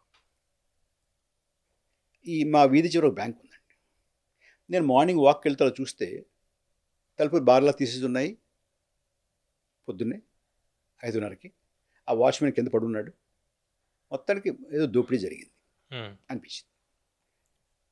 నేను కంప్లైంట్ ఇచ్చాను, రాశాను, మాట్లాడాను. బ్యాంకులో దోపిడీ జరగదండి, సాధ్యం కాదు. అక్కడ వాచ్మెన్ ఉంటాడు, అక్కడ కుక్క ఉంటుంది. అసలు ఎవరన్నా దొంగ సాయంత్రం 6 గంటలుగా తలుపు ముట్టుకుంటే పెద్ద పెద్ద సైరన్లు వచ్చేస్తాయి. అది పోలీస్ కంట్రోల్ మీకు వెళ్ళిపోతుంది, వెంటనే పోలీసులు వచ్చేస్తారు. అసలు ఆ సేఫ్ని ముట్టుకుంటేనే షాకుడు చచ్చిపోతారు. అలాంటివి ఉంటాయి. అన్నీ ఉండగా ఎలా జరుగుతుందండి, అది ఊరికే పిచ్చికపోతే అంటే నేను చూశానయ్యా. నువ్వేం చేయాలి అప్పుడు, నువ్వేం చేయాలి, డబ్బులు లెక్కెట్టుకోవాలి ఎంత ఉందో. డబ్బు లెక్క పెట్టుకోవాలి, నిజంగా వాచ్మెన్ పడిపోయి ఉన్నాడా లేదా చూసుకోవాలి, అది తలుపులు తీసున్నాయా లేదా చూసుకోవాలి. అది అది మీరు దాన్ని దర్యాప్తు చేయకుండా ఉమ్, అసలు సాధ్యమే కాదంటారు ఏంటి నా దగ్గర. ఒకటి. రెండోది, మరి అలా అనుకుంటే అసలు అసలు అసలు ఎవడు నెగ్గకూడదుగా ప్రతిపక్షంలో అని ఒకటి. అందరూ ఓడిపోవాలిగా. కనీసం ఈ 10 మందో 15 మందో ఆ 100 మందో ఆ 200 మందో ఎందుకు నెగ్గాలి, పైన కానీ కింద కానీ అనేది ఒక వాదన ఉంటుంది. దానికి కూడా ఒక చిన్న సమాధానం చెప్తానండి. ఇప్పుడు మా వీధిలో 10 ఇళ్ళు ఉన్నాయి కదండి, మీరు చూశారు కదా. ఈ 10 ఇళ్లలో నేను పొద్దున్న చూసేవాడికి మా ఇంట్లో కొన్ని పోయాయండి. నేను కంప్లైంట్ ఇచ్చాను. మీ వీధిలో ఎన్ని ఇళ్ళు ఉన్నాయి? 10 ఉన్నాయండి. మీ ఒక్కింట్లో పడ్డా, 9 ఇళ్ళు వదిలేసాడా అని అడిగారు. నేను సంబంధం చెప్తానండి. ఒకటి. రెండోది, సరే ఏదో పెద్ద మనిషి చెప్తున్నావు, అవును ఏమేమి పోయాయి? సరే ఈ 5 పోయాయండి. మీ ఇంట్లో 5 ఉన్నాయా? లేదని ఇంకా చాలా ఉన్నాయి. అంటే అన్ని వదిలేసి 5 తీసుకున్నారా? అది కూడా నేను ఇక్కడ సంబంధం చెప్తానండి. వాళ్ళు చూడాలి కదా. వితండవాదం అది. ఓకే. 3 ఎట్నుంచి వచ్చాడంటావు దొంగ? నాకు తెలియదండి. మీరు కుక్కలు పంపిస్తారో, మనుషులు పంపిస్తారో, పోలీసులు పంపిస్తారో, డిటెక్టివ్లు పంపిస్తారో, మీరు కనుక్కోవాలి కదా. అది నేను ఎలా చెప్తాను దానికి? నాకు ఇదిగో ఇది జరిగింది, ఆధారాలు చూపించారు మీరు. చూపించాను. ఏమండి 3500 బూతుల్లో 135 నిమిషాల్లో ఉమ్, 491 ఓట్లు పడ్డాయి. నిమిషానికి 3 ఓట్లు పడ్డాయి అని చెప్తున్నానండి. ఎలా పడ్డాయో చెప్పు. లేదు పడలేదంటే పడలేదని చెప్పు, పడ్డాయంటే ఇలా పడ్డాయిరా బాబు అని చెప్పు. అంటే డాక్టర్ పరకాల్ గారు, ఇప్పుడు మీరు చెబుతుందంతా కూడా డేటాకి సంబంధించి మీరు ప్రధానంగా లేవనెత్తుతున్నారు. గత ఎన్నికల్లో వైఎస్ఆర్సీపీ అధికారం కోల్పోయినప్పుడు వాళ్ళు ప్రధానంగా చెప్పిన అంశం ఈవీఎంలకి సంబంధించి చెప్పారు. ఈవీఎంల్లో అవకతవకలు జరిగాయి అనేది వాళ్ళు ప్రధానంగా ఆరోపిస్తున్న అంశం. మీకేమనిపిస్తుంది ఈవీఎంకి సంబంధించి? నాకు నిజం అంటే చెప్తాను. ఈవీఎంలో కూడా ఏదైనా జరిగే అవకాశం ఉందా? పవన్ గారు, అవకాశం ఉందో లేదో పక్కన పెడదాం కాసేపు. ఉమ్, నా దగ్గర ఆధారాలు లేకుండా మాట్లాడకూడదు కదా. రైట్. నాకు ఈవీఎంలో ఇలా జరిగింది, జరగచ్చు అనేటువంటి సాంకేతిక పరిజ్ఞానం అయితే నా దగ్గర లేదు కదా. కానీ ఒకటి మాత్రం చెప్పగలను, ఈ దేశంలో ఈవీఎంలో ప్రాబ్లం ఉంది అని అననటువంటి పార్టీ ఒకటి చెప్పండి నాకు. ఇప్పుడు నెగ్గినటువంటి వాళ్ళు కానీ, చంద్రబాబు గారు అన్నారు కదా, అంతకుముందు నెగ్గినటువంటి వాళ్ళు కానీ, ఇప్పుడు ఓడినటువంటి వాళ్ళు కానీ, అప్పుడు ఓడినటువంటి వాళ్ళు కానీ చెప్పారుగా. అవును. మరి ఏ బేసిస్ మీద చెప్పారు వాళ్ళు? ఇప్పుడు ఏ బేసిస్ మీద అవన్నీ పర్వాలేదు అంటున్నారు? ఏ మెజర్స్ తీసుకున్నారు? సార్ అది అందుకు వెళ్ళొద్దండి. ఎలాన్ మస్క్ కూడా చెప్పాడు కదా. ఎలాన్ మస్క్ ఇప్పుడు ఆవిడెవరో తులసి గబాడ్ కూడా చెప్పింది. నేను దాంట్లోకి వెళ్ళట్లేదు. ఎందుకంటే పవన్ గారు, ఇందులో పౌరుడుగా నాకున్నటువంటి ప్రజాస్వామ్య వ్యవస్థలు, నా సమాజంలోని ప్రజాస్వామ్య వ్యవస్థలు జవాబుదారీగా ఉండాలి టు ద సిటిజన్. ఇది మీరు ఈవీఎంలో జరుగుతుందా జరగదా అంటే టెక్నికల్ ఇష్యూ అవుతుంది. అప్పుడు ఏమవుతుంది, ఇక పవన్ ఉండడు, పరకాల ఉండడు, ఇంకోటి ఉండడు, రాజకీయ పార్టీ ఉండదు, ఎవరు ఉండరు. పౌరులు అనేవాడికి సంబంధం లేదు. ఒక స్టాన్ఫోర్డ్లో ప్రొఫెసరో, లేకపోతే ఐఐటీలో ప్రొఫెసరో, లేకపోతే ఇంకో యూనివర్సిటీలో ప్రొఫెసరో, లేకపోతే ఇంగ్లాండ్లో ప్రొఫెసర్ చెప్తాడు అసలు మీకు ఈవీఎం అనేది స్టాండ్ అలోన్ మిషనా, నెట్వర్కింగ్ మిషనా, can it be hacked or it cannot be hacked, ఇది చెప్తాడు. దానికి సంబంధం ఏంటి? నేను అడుగుతున్నాను, ఏమండి 491 ఓట్లు 135 నిమిషాల్లో ఒక బూత్లో వేయడం సాధ్యమా అని అడుగుతున్నాను. అది మీరు ఇందాక నుంచి అదే చెప్పారు. ఇప్పుడు రెండోది వీవీప్యాట్, దాని మీద మీ అభిప్రాయం ఏంటి? అంటే వీవీప్యాట్ అండి, వీవీప్యాట్ని ఎన్ని వీవీప్యాట్లు లెక్క పెట్టచ్చు? మొట్టమొదటి వీవీప్యాట్ స్టార్ట్ చేసినప్పుడు అంటే ఏదో ఇప్పుడు నాకు ఏంటండి అండి, డెమోక్రటిక్ ఎలక్షన్స్లో ప్రైమరీ ప్రిన్సిపల్ ఒకటి చెప్తానండి. ఈవీఎంలని వాడడం మొదలుపెట్టి అనుమానాలు వచ్చి వదిలేసినటువంటి దేశాలు ఉన్నాయి. అమెరికా ఉంది, జర్మనీ ఉంది, మిగతా దేశాలు ఉన్నాయి. అంటే బాగా సాంకేతికంగా అభివృద్ధి చెందినటువంటి దేశాలు కూడా ఈవీఎంలని ముందు పెట్టుకుని తర్వాత తీసేశారు కదా. అది తీయడానికి ముఖ్యంగా జర్మనీలో జరిగినటువంటి ఎన్నిక 2009 ఆ ప్రాంతంలో అనుమానాలు వచ్చాయి. అనుమానాలు వస్తే జ్యుడిషియల్ కమిషన్ వేశారు. జ్యుడిషియల్ కమిషన్లో వాళ్ళు ఏమన్నారంటే, డెమోక్రటిక్ ఎలక్షన్స్లో ఒక 3 బేసిక్ ప్రిన్సిపల్స్ ఉండాలి. ఆ 3 బేసిక్ ప్రిన్సిపల్స్ కూడా ఈవీఎంలో వైలేట్ అవుతున్నాయి, ఉల్లంఘిస్తున్నారు, ఈవీఎం వల్ల ఉల్లంఘింపబడుతున్నాయి అన్నారు. ఏమిటవి? నేను వెళ్ళి ఓటు వేస్తే ఎవరికి నేను ఓటు వేద్దాం అనుకున్నానో అక్కడ పడాలి. 2, పడినట్టుగా నమోదవ్వాలి. 3, నమోదైనట్టుగా లెక్కించాలి. ఓకే. కొంతమంది ఏం చెప్తారు, జర్మనీ కోర్టు ఏం చెప్పింది, జర్మనీ హైకోర్టు, సుప్రీంకోర్టు హైకోర్టు అంటారు. వాళ్ళు ఏం చెప్పారు, నువ్వు వెళ్ళి వేసిన తర్వాత నువ్వు వేసిన వాళ్ళకే పడిందా లేదా అనేది పేపర్ బ్యాలెట్లో ఉన్నంత పకడ్బందీగా నీకు రుజువు ఇందులో ఉండదు. వేసింది ఎక్కడ పడాలనుకుంటున్నావో అక్కడ పడిందో లేదో ఉండదు. అలా పడినట్టు నమోదు అయిందో లేదో కూడా నీకు తెలియదు. నమోదు అయినట్టుగా లెక్కించారో లేదో కూడా తెలియదు అన్నారండి వాళ్ళ కన్సిడర్డ్ ఒపీనియన్ ఆన్ ఈవీఎం. అది కరెక్టా కాదు నేను చెప్పలేను, నాకు తెలియదు, సాంకేతిక. కానీ నేను అడుగుతున్నది ఒకటే, 135 నిమిషాల్లో 491 ఓట్లు, నిమిషానికి 3 ఓట్లు చొప్పున వేయడం సాధ్యమా? ఓకే, అంతే. మీరు ఇందాక చెప్పారు 80+ నియోజకవర్గం, కనీసం 80+ అసెంబ్లీ నియోజకవర్గాల్లో ఫలితాలు తారుమారు అయ్యాయి. అయితే మీరు అంతకు ముందే 7 పార్లమెంట్ నియోజకవర్గాలు కూడా చెప్పారు. 7 నియోజకవర్గాలు ఇంటూ 7 సెగ్మెంట్స్ అంటే 49. ఆ 7 పార్లమెంట్ నియోజకవర్గాలు ఒకసారి చెప్తారా మళ్ళీ? 7 పార్లమెంట్ నియోజకవర్గాలు మీకు లోక్సభ మొత్తం తీసుకున్నాను అనుకోండి, లోక్సభ ఎన్నికలు తీసుకున్నాను అనుకోండి. ఆంధ్రప్రదేశ్లో అయితే లోక్సభ, అసెంబ్లీ 2 కలిపి జరిగాయి. అప్పుడు లోక్సభ లెక్కలు మాట్లాడుకున్నాం. అవును. లోక్సభ ఎన్నికల్లో ఏం జరిగిందంటేనండి, మీకు మొత్తం మీద మనకి ఆంధ్రప్రదేశ్ రాష్ట్రంలోనే ప్రిలిమినరీ ఫిగర్కి ఫైనల్ ఫిగర్కి 12.54% తేడా వచ్చింది కదా. ఆ 12.54% మీరు నియోజకవర్గాలకి పంచితే, 25కి పంచితే ఎంత వస్తుంది? దగ్గర నియోజకవర్గానికి 1,96,000 ఓట్లు సమానంగా. అయితే అన్నీ సమానంగా పడవు. అంచేత ఏమైంది, మీకు కనీసం లేదంటే 7 స్థానాల్లో ఫలితాలు తారుమారు అయ్యేటువంటి అవకాశం ఉందనేది నా అనుమానం. ఆ 7 ఏమిటంటే 7 పార్లమెంట్, 7 లోక్సభ: ఒంగోలు, కర్నూలు, నంద్యాల, హిందూపూరు, అనంతపూరు, నర్సరావుపేట, ఏలూరు. అంటే 7 ఒక్కొక్క లోక్సభలోనూ 7 అసెంబ్లీలు 49 అంటే 49 కాకపోవచ్చు, మిగతా చోట్ల కావచ్చు. నాకు అసెంబ్లీకి సంబంధించినంత వరకు నేను డ్రిల్ డౌన్ చేస్తే, డేటా జాగ్రత్తగా తీసుకెళ్తే కిందకి, అప్పుడు ఏమవుతుంది, అసెంబ్లీ సెగ్మెంట్ వారీగా చూసుకుంటే మీకు సుమారుగా 29,000 ఓట్లు తేడా వస్తుంది. అది మీరు అసెంబ్లీ లిస్ట్ కూడా తీశారా మీరు? అది మనం తీయాలి, ఇంకా తీయలేదు, తీద్దాం. తీసిన తర్వాత చెప్తాను, మళ్ళీ ఒకసారి మీకు కావాలంటే రైట్. మనం అది మాట్లాడుకోవచ్చు. దెన్ అప్పుడు ఏమవుతుంది మీకు ఓవరాల్గా అంటే స్థానాలు ఇది అది అని నేను ఇంకా లిస్ట్ రాసుకోలేదు, కానీ కనీసం లేదంటే కనీసం 80 స్థానాల్లో ఫలితాలు తారుమారు అయ్యేటటువంటి అవకాశం కనపడింది నాకు. లోక్సభ ఏమో 7 లోక్సభ స్థానాలు, అసెంబ్లీ ఏమో కనీసం 80 స్థానాలు, 80+. 80+. ఎక్కువ ఉండొచ్చు, కనీసం తక్కువైతే ఉండే అవకాశం లేదు, కనీసం 80.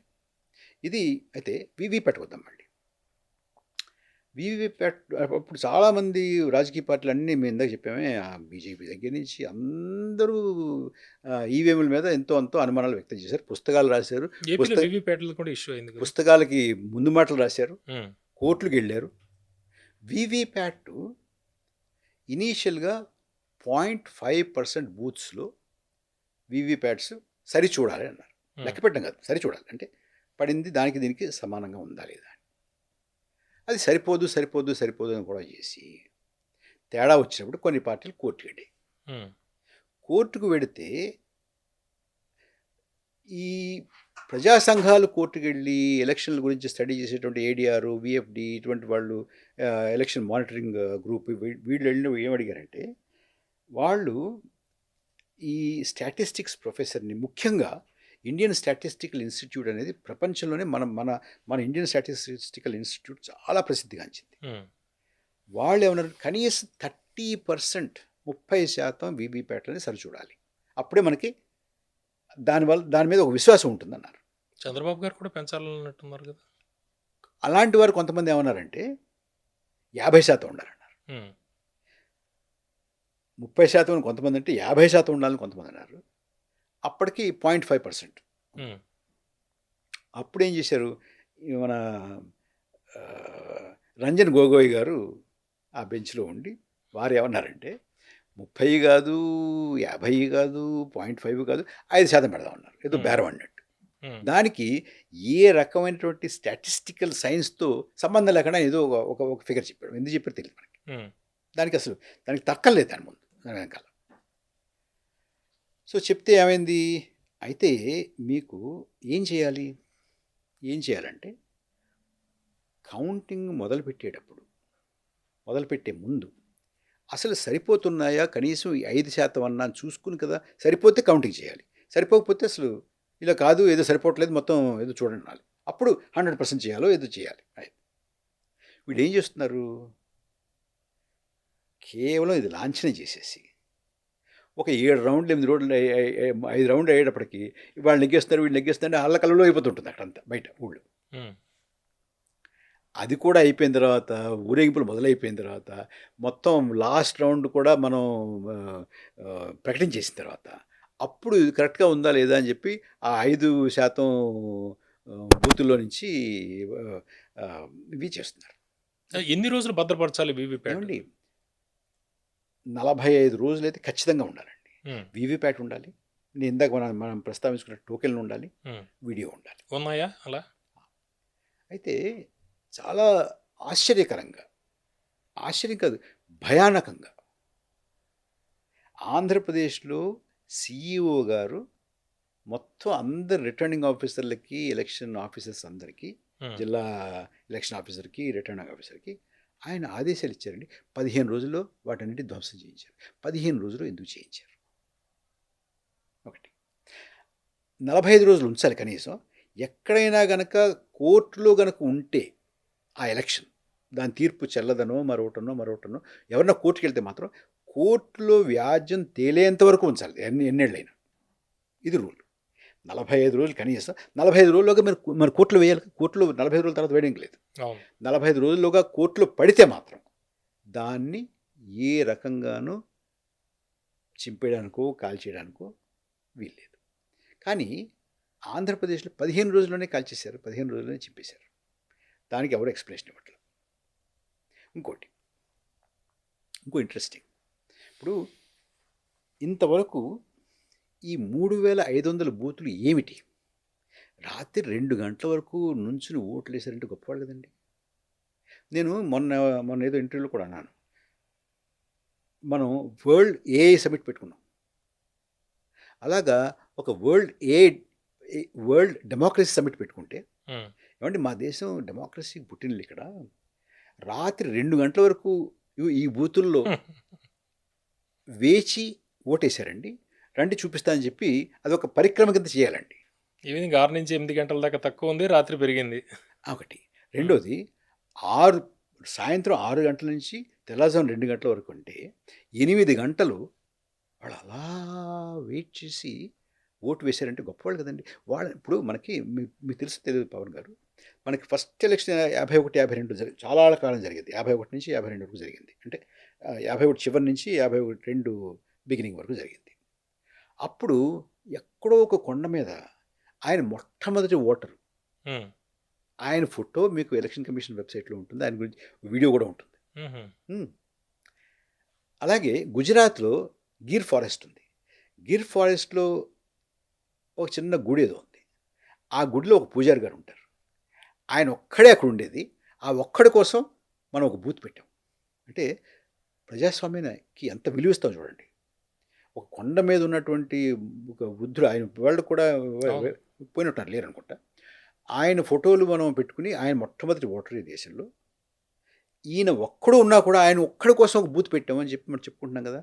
ఏమంటే 8 గంటల పాటు తెల్లవారుజామున 2 గంటల వరకు క్యూలో ఉన్నటువంటి బూత్లు ఇవ్వు అని చూపించుకోద్దాం మనం. చూపించుకోవాలిగా. అవేంటో చెప్పండి మాకు. మీకు కూడా వెళ్తే దండం పెట్టుకుంటాం అక్కడ. అంటే మీరు ఇప్పుడు ఈ ఎలక్షన్ కమిషన్ మీద తీవ్రమైన ఆరోపణలు చేస్తున్నారు. ఇప్పుడు లేటెస్ట్గా చీఫ్ ఎలక్షన్ కమిషనర్ కావచ్చు, ఎలక్షన్ కమిషనర్స్ మీద అమెండ్మెంట్ యాక్ట్ లేటెస్ట్గా మనం చూసాం. అయితే చట్ట ప్రకారం వాళ్ళకి పూర్తి ఇమ్యూనిటీ ఉంది. ఇప్పుడు ఏం చేయగలం అంటారు? అండి పవన్ గారు, అసలు ఎన్నికల కమిషనర్లకి ఇమ్యూనిటీ ఇవ్వడం ఏంటండి? ఎవరు ప్రశ్నించకూడదా? మీకు మీకు మీకు రాష్ట్రపతికి లేదు, ప్రధానమంత్రికి లేదు, జ్యుడిషియరీకి ఉంది కదా, జడ్జిలకు ఉంది కదా. అయితే జ్యుడిషియరీ వేరు. అంటే ఏ రకమైన ఒత్తిడి ఉండకూడదని ఉంది. ఇది అలా కాదు, ప్రశ్నించాలి కదా. లేటెస్ట్గా ఎన్సీఆర్టీలో 8th క్లాస్ సోషల్ సైన్స్ బుక్లో కూడా తీసేశారు కదా. అండ్ తర్వాత ఏమిటి, మీకు వీరు వారు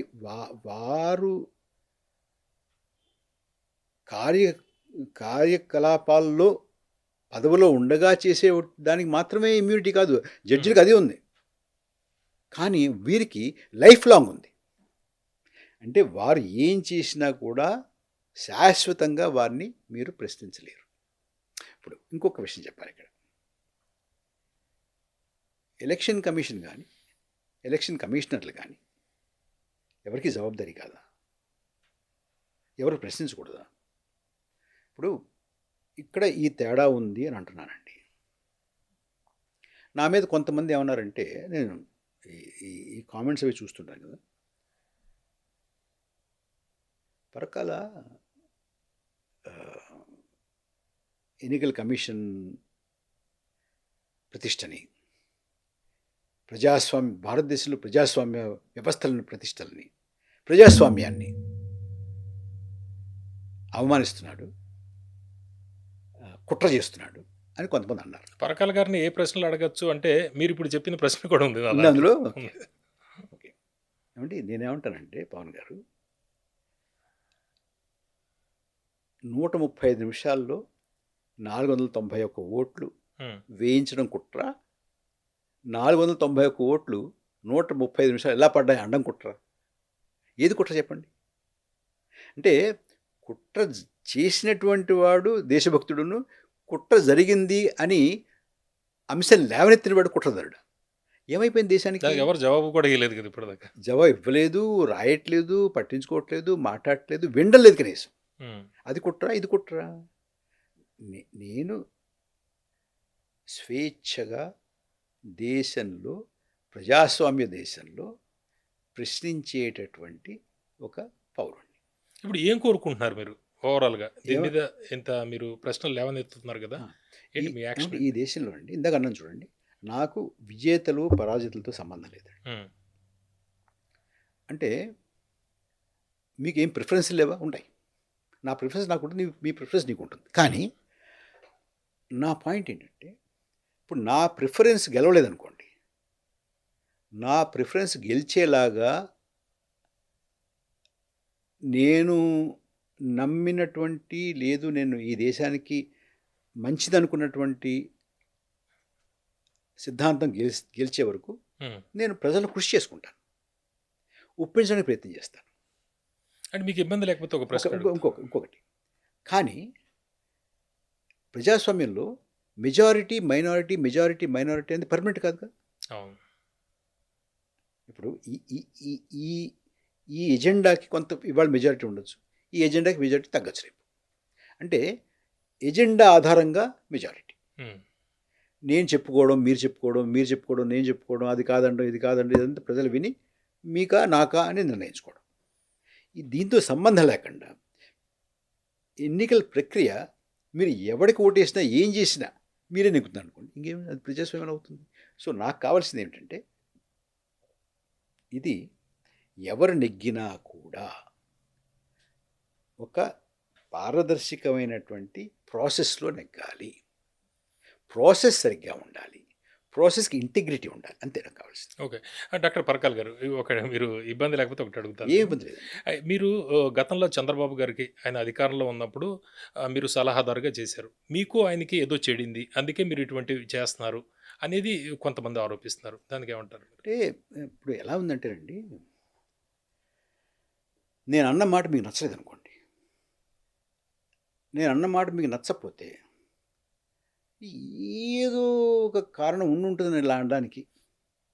నా మీద ఏదో అక్కసు ఉండి ఉంటుంది, నా మీద అసూయ ఉండి ఉంటుంది, నేనంటే ఇష్టం లేకుండా ఉండి ఉంటుంది. అంచేత తప్ప ఎవరూ కూడా ఒక ప్రాసెస్ని అధ్యయనం చేసి ప్రాసెస్ సరే అంటే సరే లేదంటే లేదు అని చెప్తారు, నమ్మట్లేదు ఎవరు.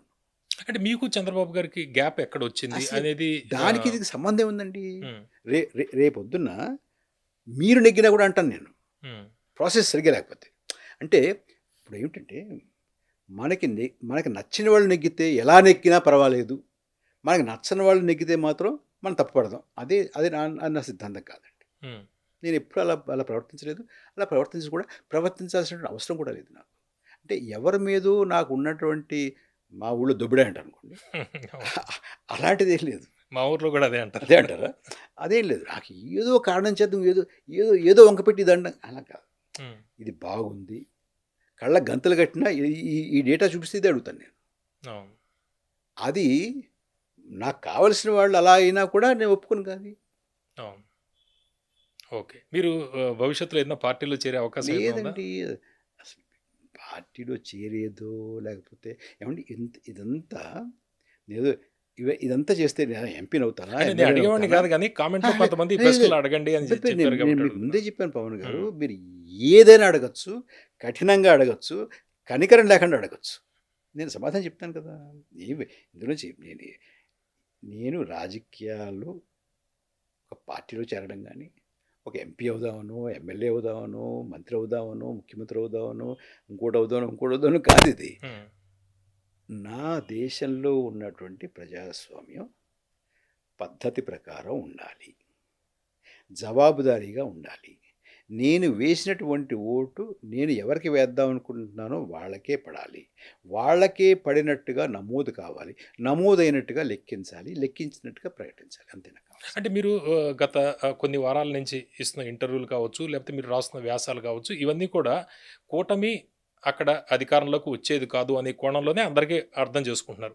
వైఎస్ఆర్సీపీ మీ ఇంటర్వ్యూలో అవన్నీ చూస్తుంటే చాలా హ్యాపీ ఫీల్ అవుతుంది, ఎందుకంటే వాళ్ళకి అనుకూలంగా వాళ్ళు దాన్ని అన్వయించుకుని ఉండొచ్చు. మీతోటి ఎవరైనా వైసీపీ వాళ్ళు ఎవరైనా ఫోన్ చేసి బాగా మాట్లాడుతున్నారని మీకు చెప్పారు ఎవరైనా? పవన్ గారు, నేను ఏ రాజకీయ పార్టీ రాజకీయ నాయకులు కాల్స్ తీసుకోను. ఓకే, మీలాంటి వారు చేస్తే మాట్లాడుతుంటాను తప్ప నేను ఎవరితో జనానికి కొద్దిగా అనిపిస్తుంది కాబట్టి. లేదు, అనుకుంటారు, సహజంగానే అనుకుంటారు కదా. ఇంకోటి ఇదే ఉంది, మీరు ఏదో కనికరంగా మాట్లాడుతున్నారు, అలా కాదు. పరకాల ఒక పేటీఎం బ్యాచ్ అయిపోయాడు అని కూడా అన్నారు కొంతమంది. నేను చూసాను, ప్రతిదానికి రాస్తుంటారు, ప్రతి ఒక్కరికి అంచేత ఇప్పుడు దానికి ఏం సమాధానం చెప్తామని నవ్వు ఊరుకున్నాను అంతే. ఇంకోటి కూడా ఉందండి, నేను ఇటువంటి కామెంట్స్కి అంటే దూషణ భూషణ తిరస్కారాలకి అతీతంగా నేను పెద్దగా మీరు చాలా బ్రహ్మాండంగా రాశారు ఏమన్నంటే పొంగిపోయి ఏంటిదంతా గోళ, నువ్వు పేటీఎం అంటే కుంగిపోయి, మీరు చాలా సింపుల్గా ఉంటారు. అది నాకు అవసరం లేదండి. ఇప్పుడు నేను దీని గురించే కాదుగా, నేను బీహార్ గురించి రాశాను. బీహార్లో నాకు ఎవరి మీద దుబ్బడే ఉంది? చెప్పండి. బెంగాల్ గురించి కూడా చెప్పారు. బెంగాల్ గురించి చెప్పాను, మహారాష్ట్ర గురించి చెప్పాను, హర్యానా గురించి చెప్పాను, లోక్సభ గురించి చెప్పాను, తమిళనాడులో తిరుగుతున్నారు మొత్తం. తమిళనాడు తిరుగుతున్నాను, కేరళలో తిరుగుతున్నాను, ఒరిస్సాలో తిరుగుతున్నాను. మరి ఇప్పుడు కొన్నాళ్ళు ఇంకొక 10 రోజులు నేను ఆల్మోస్ట్ రీసెర్చ్ అయిపోయింది. ఉమ్, మళ్ళీ ఒకసారి ఇది చేసినట్టుగానే బాగా క్రాస్ చెక్ చేసి ఒరిస్సా మీద కూడా నేను ఒక వ్యాసాన్ని తీసుకొస్తాను. ఉమ్, ఒరిస్సాలో కూడా ఇంతే ఘోరంగా జరిగింది. ఓకే. ఎందుకంటే అక్కడ కూడా సేమ్ అసెంబ్లీ పార్లమెంట్ కలిపి జరిగాయి కదా. సో అది కూడా చేస్తాను. ఉమ్, మనం మళ్ళీ మీకు వీలున్నప్పుడు నాకు వీలున్నప్పుడు కూర్చున్నప్పుడు నేను ఏ ఏ అసెంబ్లీ నియోజకవర్గంలో ఎలా జరిగింది కూడా చెప్తాను మీకు. ఓకే. ఇంతే కాకుండా పవన్ గారు, దేశంలో ఎస్ఐఆర్ ఒకటి జరుగుతుంది. అవును. చాలా ప్రమాదకరమైనటువంటి పరిస్థితిలోకి దేశం వెళ్ళిపోతుంది. ఇప్పుడు తెలంగాణలో కూడా ఉంది. అంటే ఇదంతా అయ్యేటప్పటికీ దాదాపుగా 16.5 కోట్ల మందిని ఓటర్స్ లిస్టులోంచి తొలగించేసేలా ఉంది.